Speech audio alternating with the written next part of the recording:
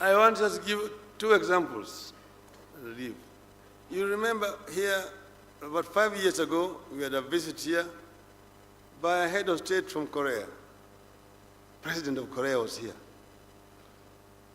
She went back and she was found to have conferred certain favors to a friend of hers. She was impeached by Parliament, charged in a court, like Justice Maraga's court equivalent of Korea. And she's serving a 25-year jail term in Korea. Could that happen in Kenya? Not only in Kenya, or in Africa. Some drug lords, suspects, could not be found guilty in our courts here. They were out on bail. And they were taken to America. And there they have been there in remand for 2 years. That the right to innocence before found guilty, notwithstanding. And there in America, they have been able to cooperate and have a plea bargaining, and they have been able to actually tell it out, all in America. Why is it possible there and it's not possible here? Where people tried in absentia in Jersey Island, found guilty there, that we're not able to find them guilty here. We're not able to expatriate them to go and face trial, yet we are demanding that the money should be brought back here. Contradictions. So we must bite the bullet and go that extra mile to deal with this cancer of corruption. The Parliament is also accused. Parliament gets about allocation of 2% of our total revenue. It employs only 1,000 people. The judiciary employs about 7,000 people and gets 0.5%. 46 billion against 15 billion. And then they're saying that they are not adding themselves money. They're adding themselves money for sitting allowances. Mr. Speaker was being economical with facts. Didn't they say that they did not want to recognize the Salary Review Commission, that Parliament as an independent institution has a right to raise their salaries the way they like? And the same thing also happens with the county governments. Over 70% of the revenue that is devolved goes purely for recurrent expenditure, with very little to show for development. This is also another form of corruption.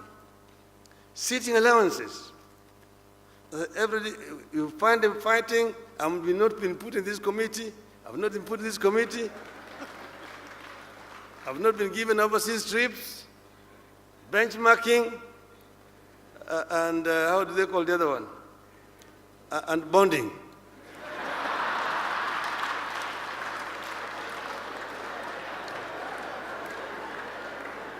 That's where our public money goes. So we need to face this directly and openly and deal with it. This is when we are going to be able to slay this dragon of corruption. Your Excellency, let me tell you a story that I was told when I was Minister for Roads and Public Works in my other early incarnation. This is a minister from Nigeria for Roads and Public Works who went on a tour to Malaysia. There, on invitation. So he was taken by his host, taken around the country, shown the highways that they have constructed in Malaysia.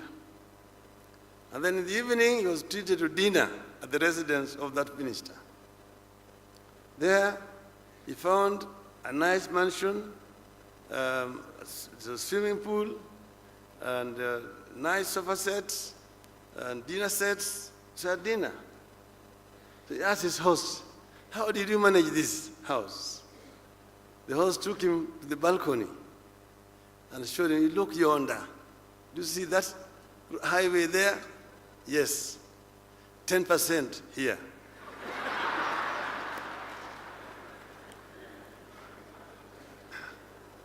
Two years later, it was the turn of the Malaysian to pay a return visit.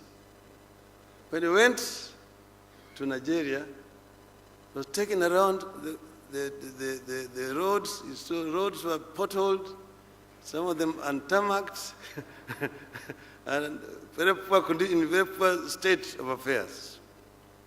In the evening, he was taken to dinner, and he found a palatial mansion, Olympic-sized swimming pool. The sofa sets were imported from Britain.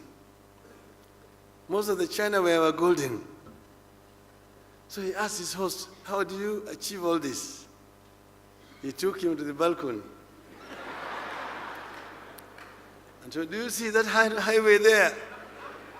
The Malaysian could see nothing. He was told, 100% here.